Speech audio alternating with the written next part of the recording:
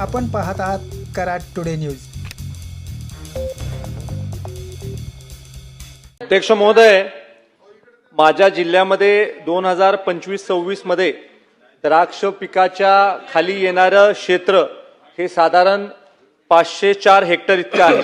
अध्यक्ष महोदय, आता सगळ्या सन्माननीय सदस्यांनी लक्षवेधीच्या द्वारे जो प्रश्न सन्माननीय मंत्री महोदयांना विचारला त्या प्रश्नाच्या अनुषंगाने अध्यक्ष महोदय मला आपल्याला एक आवर्जून आजच्या या चर्चेच्या दरम्यान सांगायचंय की एक करार हा भारत आणि अफगाणिस्तान मध्ये झाला। हा करार साफ्टा नावाचा करार झाला, south Asian free trade agreement. आणि या साफ्टा करारामुळे अध्यक्ष महोदय 100% ड्यूटी ही अफगाणिस्तानवरनं येणाऱ्या बेदाण्यासाठी माफ आहे। आता हे साफ्टा एग्रीमेंट झाल्यामुळे अफगाणिस्तानवरनं येणारा बेदाणा हा भारतामध्ये बिन ड्यूटीचा येतो। हे काही लोकांना लक्षात आल्यामुळे चायनावरनं मोठ्या प्रमाणावर बेदाणा हा अफगाणिस्तानमध्ये जातो आणि चायनीज बेदाणा अफगाणिस्तानद्वारे भारतामध्ये येतो।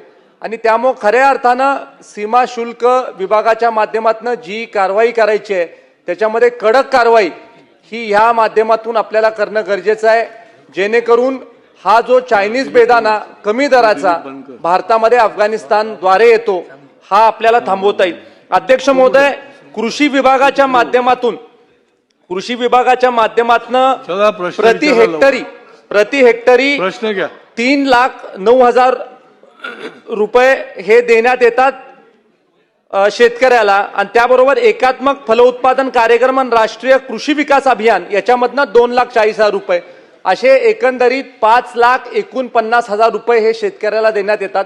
माझा प्रश्न असा आहे की हे अनुदान जे देण्यात येतं ह्या अनुदानामध्ये वाढ परिस्थिती बघून आपण काय करणार आहोत की नाही?